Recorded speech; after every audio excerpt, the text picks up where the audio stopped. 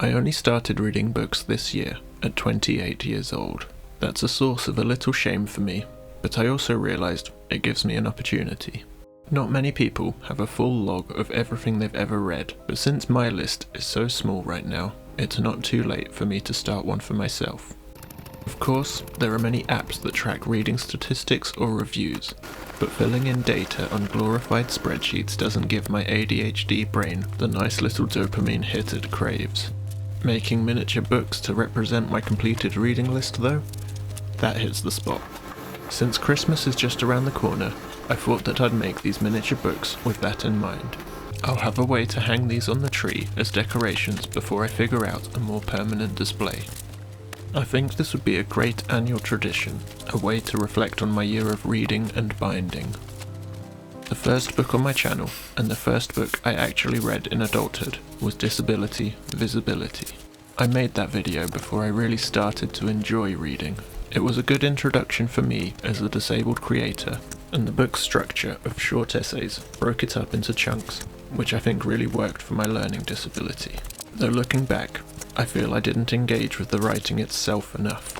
I made this before I started reviewing books and really expanding on their themes, and there's so much good stuff in the book that I didn't talk about, which is a shame. The video was more of an introduction from me to my intended audience, using the book's impact on me as a springboard to talk about my disability. It worked well in that respect, but it feels a little selfish now.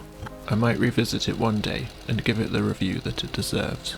I was fortunate enough that Wong, the editor that undertook the huge feat of assembling all these disabled writers' work, saw my rebind and replied to a post about it.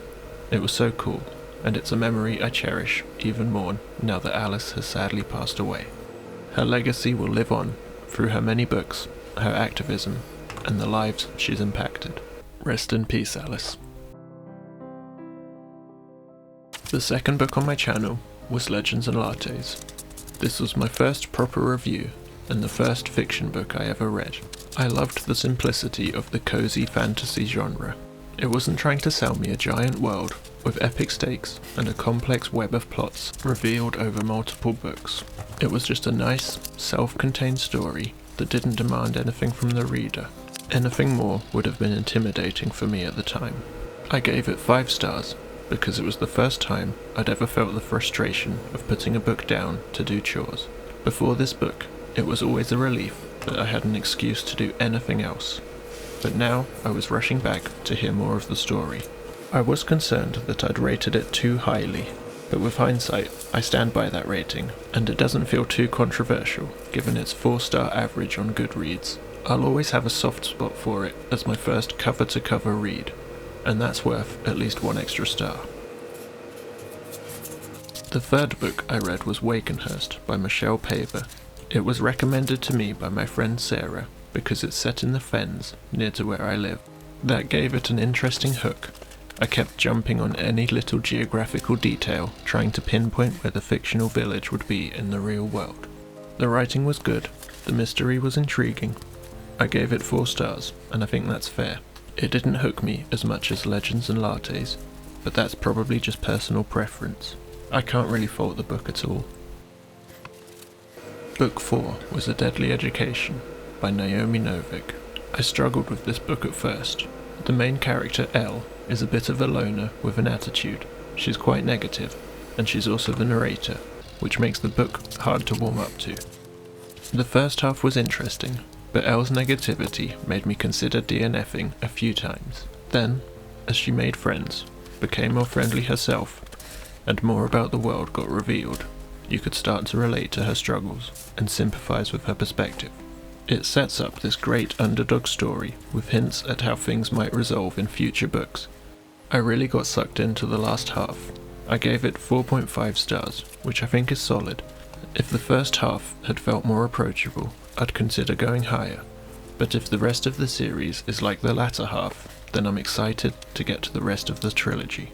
I have a clear vision for how I want to rebind the full series, which gives me more reason to return to it soon. The 5th book was Mary Shelley's Frankenstein. I really enjoyed it.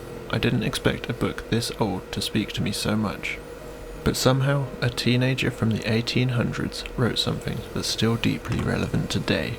Reading it in 2025 made me think a lot about how much the creature has in common with AI, and, in the same vein, how the creators of AI are repeating Victor's mistakes.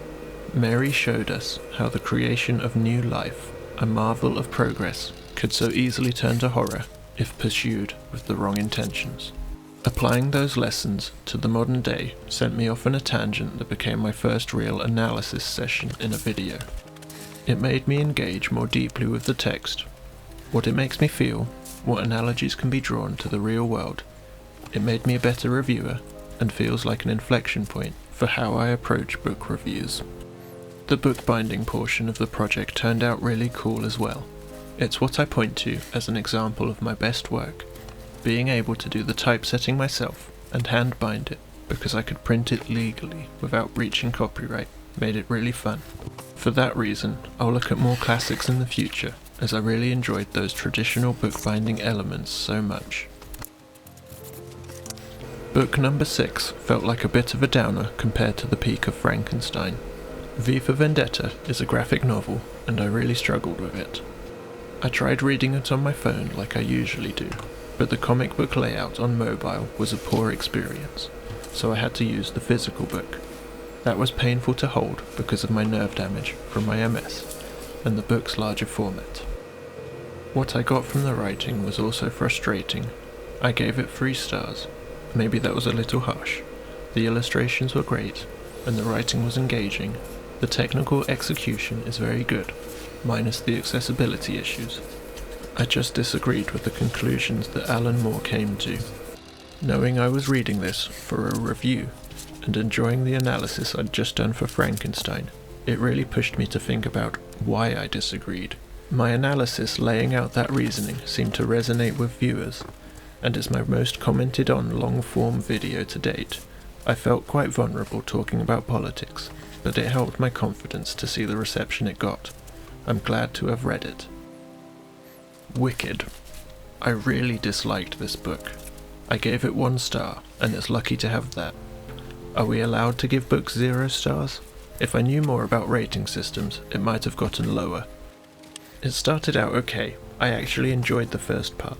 The pacing was good, and it felt like it was setting up some interesting themes. And then the remaining 4 parts of the book felt like they were written by a completely different author. It was slow, rambly, and unrewarding. I had to force myself through it with text-to-speech, or I wouldn't have finished it on time. If I didn't have this channel, I'd probably have DNF'd. This struggle to get through the text meant I felt unable to analyse the themes properly, so I talked about my accessibility tools instead, which felt like a bit of a cop-out. The engagement on the video wasn't the best either, so I think maybe the viewers agreed. I'm glad I pushed through, just so that I have a book I dislike to compare future reviews to. When I started reviewing, and my first 4 books all got above 4 stars, I worried I wasn't a good critic, that I was too easy to please. If nothing else, Wicked was a good reality check, but I'm glad to see the back of it. The last book of 2025 for me was Hogfather. I really needed this. It had the whimsy and charm that I loved in Legends and Lattes, but with a bit more philosophical meat for me to sink my teeth into. After 2 books I didn't enjoy much, it was a nice, festive, cozy palate cleanser. I gave it 4.5 stars.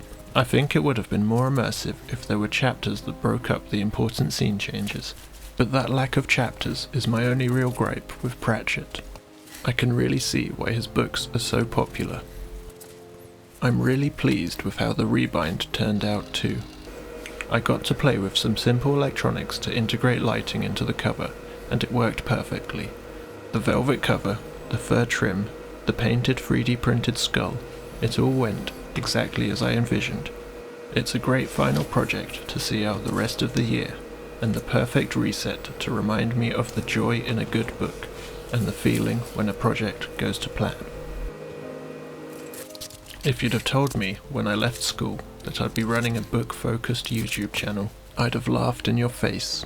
Even if you'd have told me at the start of this year, I'd have given you a confused look. It took me 10 years to read 1 book, and in 3 months I've added 7 to that list. Making these tiny books has given me an excuse to look back at how far I've come. In the UK, the average adult reads 10 books a year. I think I can be proud to have nearly reached that in just 3 months after not reading anything since high school. There's even a good chance that I'll make it to 10 before the year is out if my reading plan for content coming in the new year stays on schedule. I'm not sure that I can keep up this pace indefinitely. It can be a little stressful to read a book, bind it, film the video, and make all the accompanying social media content, so I'll possibly drop to releasing a project a month once my channel gets monetized, but that's a long way off. I think my little books turned out great, even if the foiling isn't quite perfect, and working on such a small scale was difficult for my giant hands.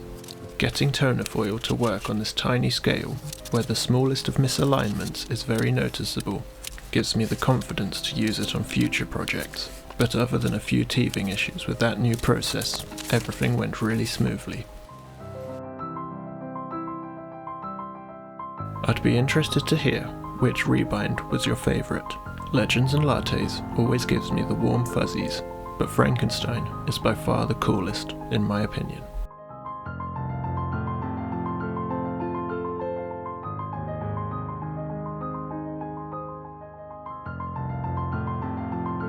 If you want to see which books I'll add to this collection next year, then please subscribe. I've got lots of exciting ideas coming, and if you missed any from this year, take a look through my rebind and review playlist in the card or in the link in the description.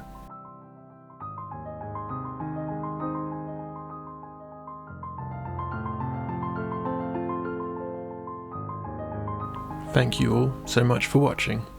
See you next year.